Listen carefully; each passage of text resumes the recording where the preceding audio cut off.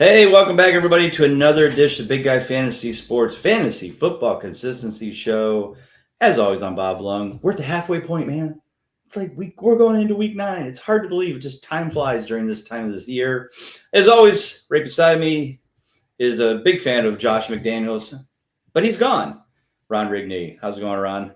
It's going to be interesting to see where Mr. McDaniel shows up and what exactly position he's going to be coaching back on that Patriots staff, because that seems to be the MO there. But man, tough luck for Josh McDaniels. Tough luck for Devontae Adams. It cracks me up, these guys that chase the money and then they want out of these situations. And I'm not sure what he thought he was getting with the Raiders, but man, I don't. It's hard to feel sorry for these guys. That said, Devontae Adams seems like a nice guy, and you like to see him win. So there's that part of it too. But yeah, hard to believe we're past that halfway point. And we were talking about it off air. I don't know about you, but last week, week 8 was a week that showed me, no matter how much I look at this computer and talk to you and do this stuff, I don't know jack about what I'm doing here. I don't know that I've ever gotten a week as wrong as I got it, except for those 2 tight ends that I gave you last week, which ended up getting you clutch games last week. So there was that bright spot, but Yeah. unfortunately, I did not acquire either one of those said tight ends in any league. So helped you out. That's good. Hopefully you won. Hopefully you did a lot better than I did last week.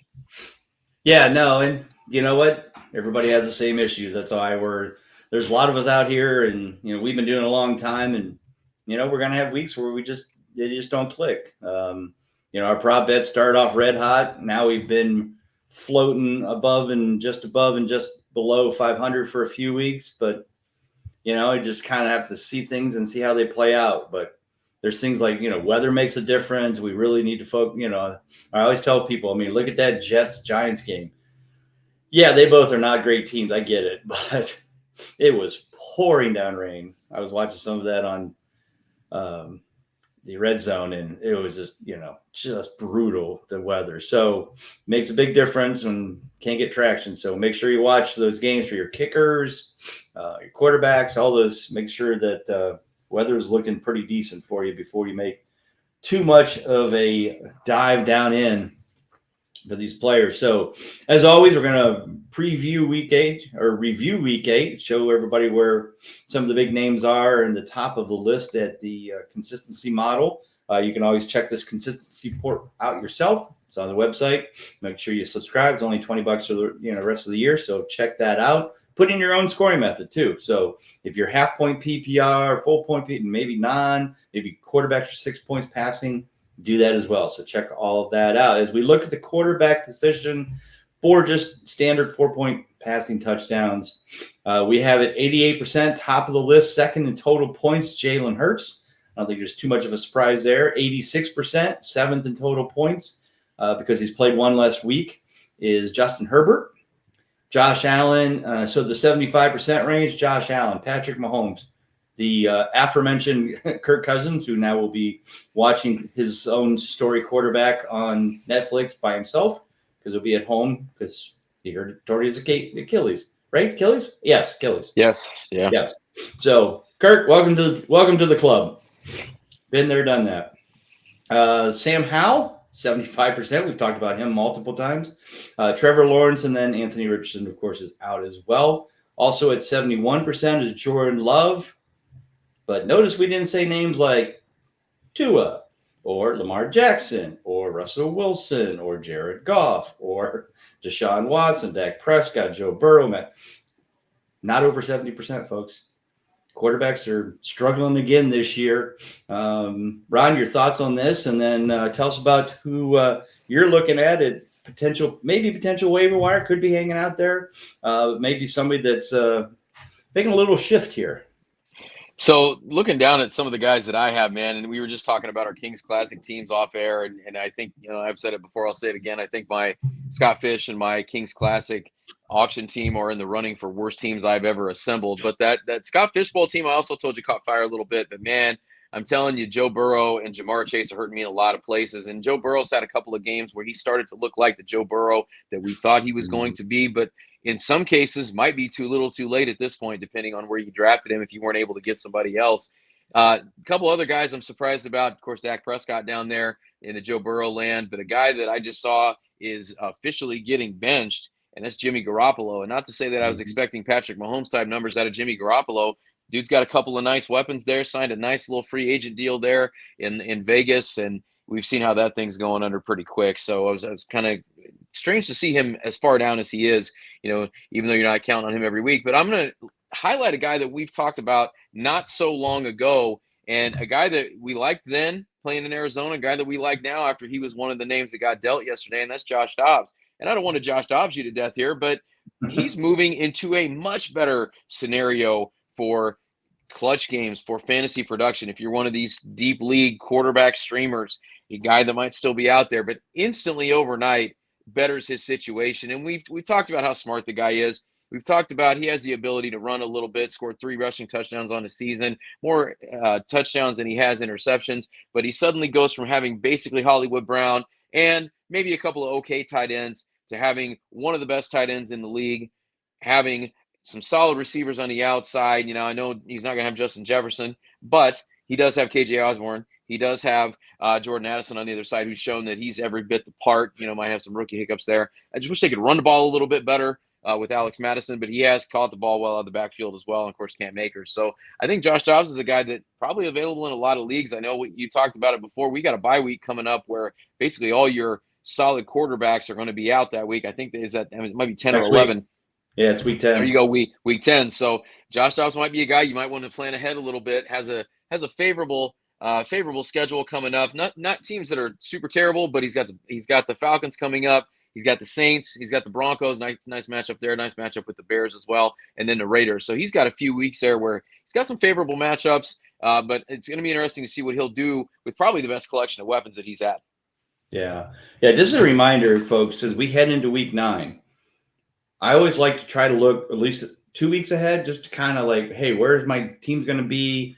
Do I need to pick up some guys? Because if you wait to the week you need the guy, that's usually when they're not going to be available. Mm-hmm. So look ahead and remember, as Ron said, this big week comes up week 10, Kansas City, the Rams. Well, I guess that doesn't matter as much now with Stafford, Miami, so Tua, and Philly, so Jalen Hurts. So basically your Tua, Hurts, and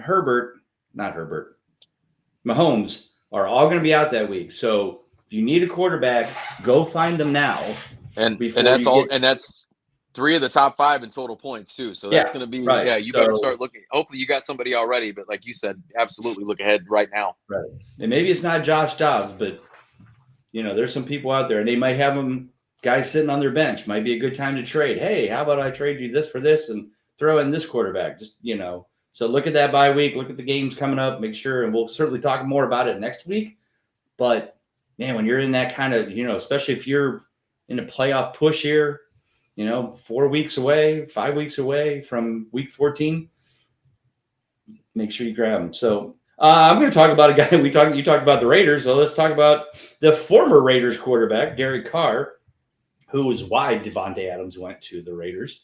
But Derek Carr hasn't been great for most of the year. He went 1 for his first 5 in clutch games, but he pulled off 3 straight. Now at 50%, 21st in total points. I get it. Again, you're not going to win a lot of games. He's not going to throw for 30 points a game. But clutch games, 3 straight weeks, they're doing a good job. They're playing at home this week against the Giants, who've been a better defense. But at home, New Orleans always seems to do well. They got their turf. Rashid Shaheed will be burning people. You got Chris Olave. Kamara's been doing great out of the backfield. So I think Carr can easily put up another clutch game this week. So if you're desperate this week on a bye week for a quarterback, definitely look at Derek Carr as well. All right, as we move into the running back position, of course, still at the top, CMC is still cooking along. But as I mentioned, the aforementioned Alvin Kamara, 5 for 5 since he's come. He's 7th in total points, folks, and he missed 3 games. That's how well he's been kicking butt. And guess what? It's not on the ground. It's in the air. He's getting so many targets per game. It's just ridiculous. But as an Alvin Kamara owner in one of my Kings Classics, I couldn't be happier because I didn't pay much for him. I don't know if I think that's just my snake league. I think I got him in round 10, something like that, because he was going to be suspended. And I'm like, well, got to get somebody. So, yeah, it's worked out very well for me. 88% Travis Etienne, DeAndre Swift, 86%. Kenneth Walker, the third. David Montgomery's in there, be coming back soon. Barkley will be coming back soon. He's 80%. Raheem Mostert, 75%. Bijan Robinson, 75. Also at 75, there's, a few of them that are now just kind of coming back. So Eckler, Jonathan Taylor, both 3 for 4, 75%. Zach Moss, 71. Derrick Henry, 71. And Joe Mixon at 71. That's all of the over 70s. Ron, your thoughts on that, and who is your running back that you like to talk about? Just it seems like to me a lot of the running backs just scoring is down all over the place, and I don't know if anybody else has this problem, but I feel like the running backs that I have can get me 50, 60, 70 yards on the ground, which is kind of becoming the norm, at least on my teams. If they can't get in the end zone, that's what's killing me, is I'm not getting the touchdown production. Mainly looking at you, Najee Harris, because you only got one of those. So the guy I'm going to go with is the guy that I had on in a couple of lineups pretty consistently, put him on the bench because he wasn't really getting it done. But the last couple of weeks, he's put up he's 2 for 2 in clutch games, and that's Rachaad White for Tampa Bay. And the thing that I like about Rachaad White is he's gotten double-digit carries almost every week except 2. He's last 2 weeks gotten 13 targets in the passing game. Looks like Baker Mayfield is kind of developing more and more trust with him. And it's one of those things where Baker needs those weapons to throw to. Receivers are a little iffy. We know Mike Evans has been nicked up. We know Chris Godwin has kind of a propensity to be nicked up as well. So we know that that's going to happen at some point. Kate Otton's been kind of tight end. So I feel like Rachaad White has kind of had to step up and kind of be that guy. But when he's going to get close to 20 touches a game, or, if he's getting 6 targets and 15 carries, not a lot of guys are getting you 20 touches and getting a lot done with it. But like I said, the one thing that's kind of missing from some of these guys is getting in the end zone, because the negative side about Rachaad White, only has 1 touchdown on the year. Schedule coming up is okay. Best matchup he's got coming up is against the Colts. Not some. There's a couple defenses that are kind of middle of the road, but I just feel like in order for Tampa to be able to make a move in that division, which they are still very much in with the teams that are there, they're going to have to get Rachaad White even more involved. I wish they had a better offensive line. One downside with him, the carries not going to lead to a lot of yards per carry, but if they can get him ways to get the ball out of the backfield in the passing game, I think it's going to pay off. But a guy that obviously you're not going to get off waivers, but it's somebody that somebody might have some running back depth. You got a bye week coming up like we were talking about, or you got running backs like myself that are just not performing. Might be a guy that you might want to go after, especially if you got a quarterback, maybe somebody can use in that bye week. Yeah, definitely love that. And I have Rachaad White in quite a few teams, so I've been kind of living in dime. He's 21st in total points. Like you said, the consistency is starting to pick up. I mean, you draft him as an RB2, so points-wise, RB2, he's there.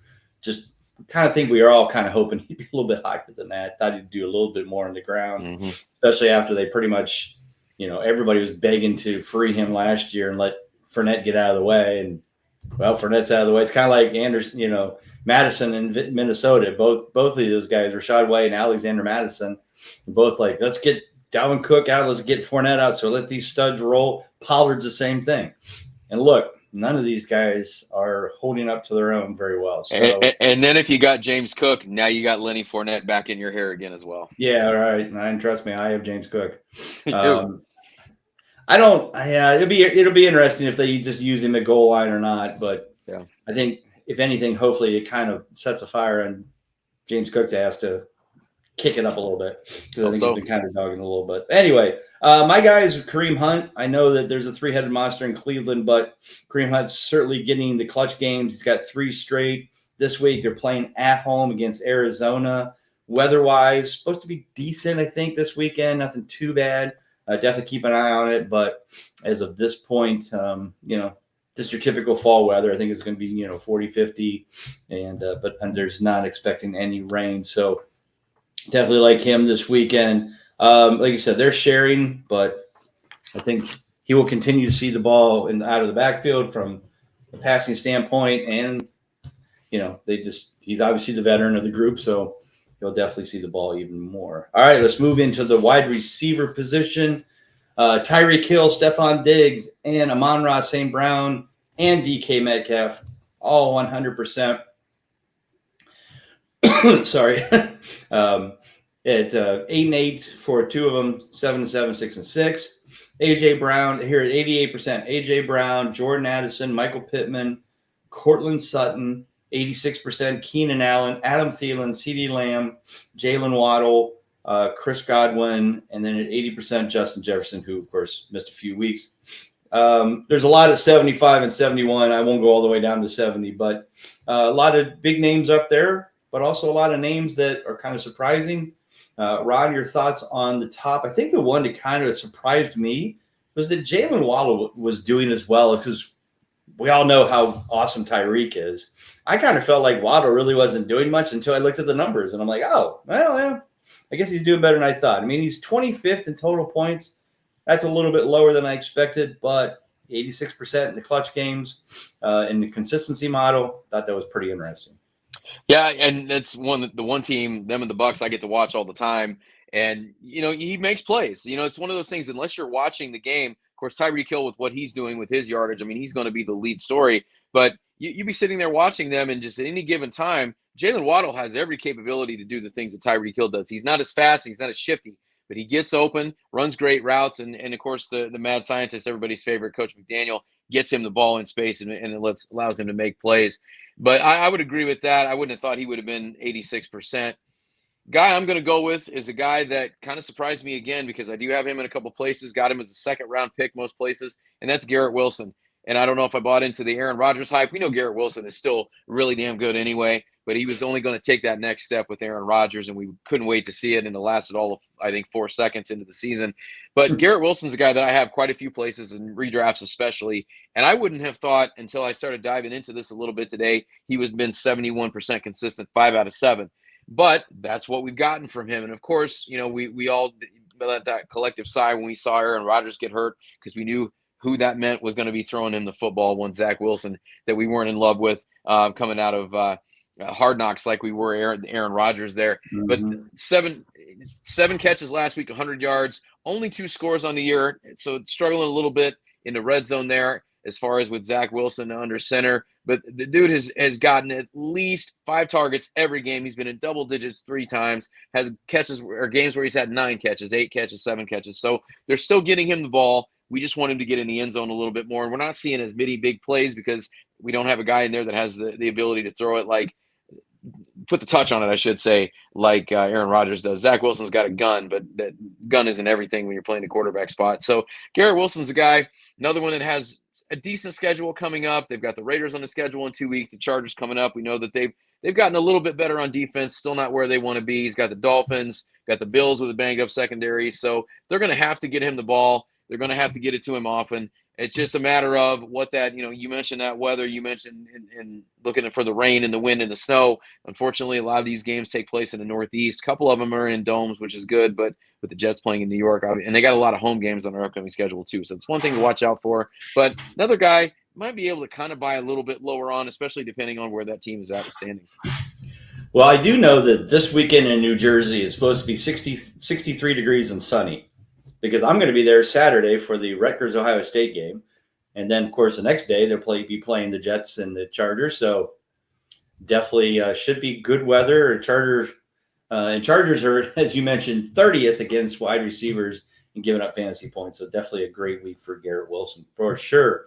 The guy I was surprised by too. We talked about the 71, 75%. I was really shocked when I saw Drake London was there. Now he's only 33rd in total points. I think we were all kind of thinking he'd be a wide receiver too, but he's put up 5 straight clutch games after starting 1 and 3. They are benching Desmond Ridder, but I feel like Taylor Heinicke's certainly an upgrade.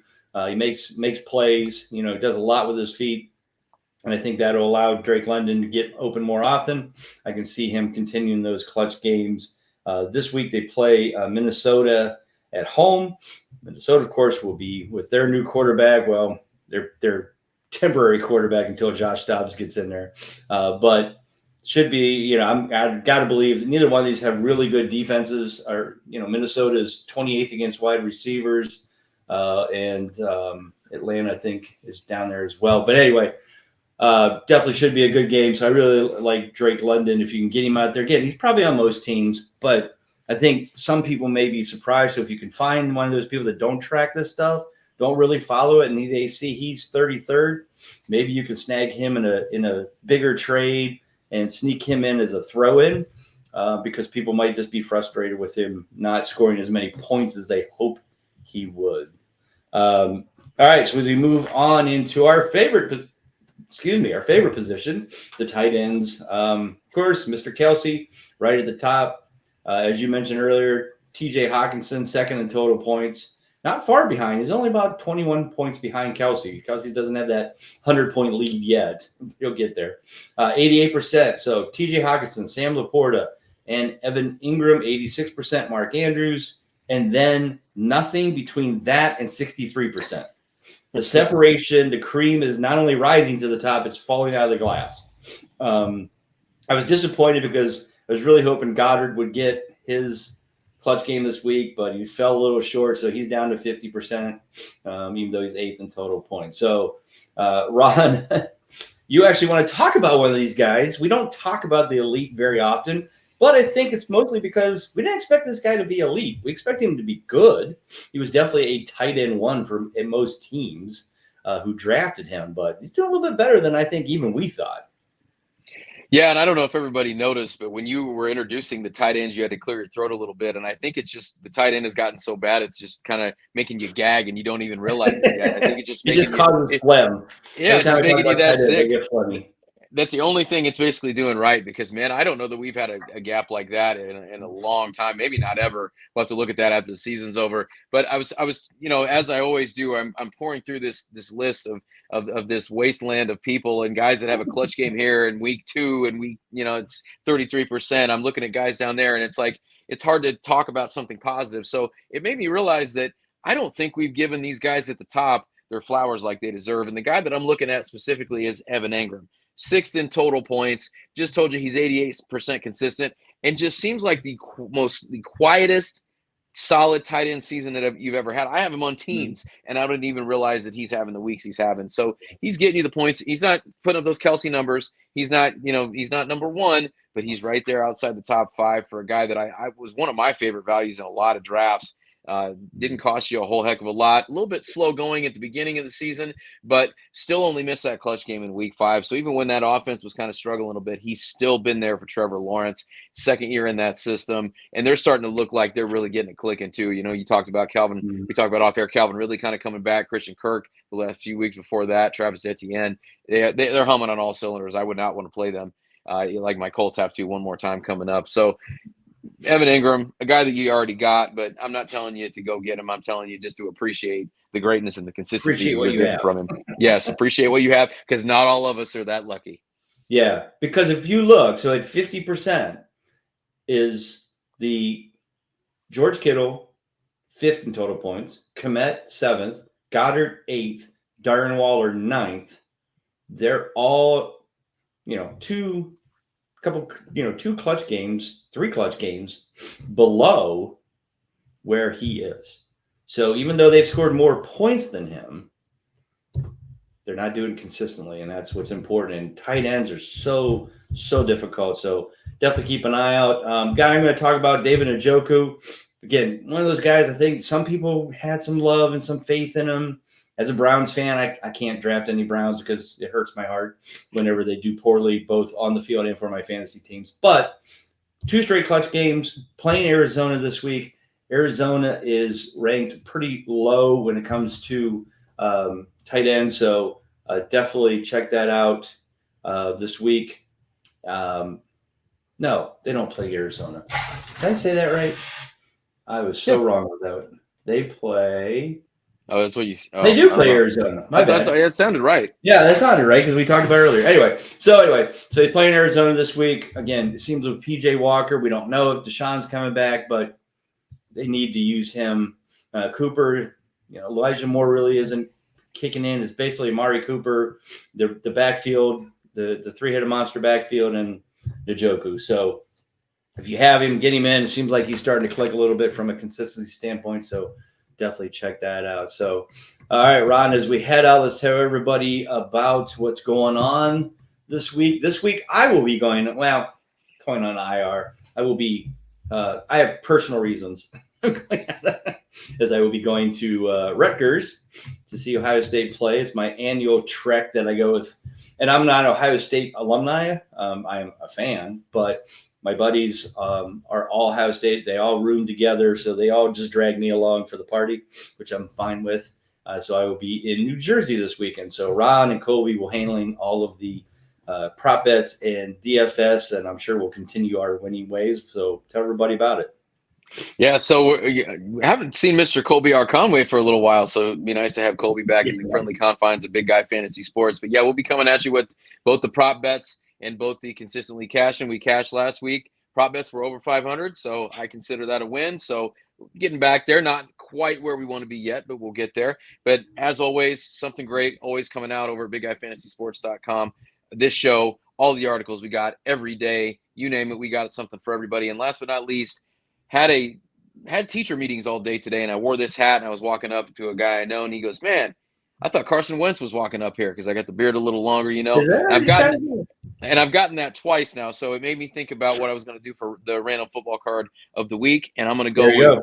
Forgot I had this, but one of my favorite guys and one of the most underrated guys in the league, Mr. Terry Target's Scary Terry McLaurin, got an event worn jersey card here with a nice little bit of stitching and paint right there. So it was always kind of cool. But going my guy Scary Terry went a little bit newer school. I've been hitting the old school the last couple of weeks, so giving those new guys some love.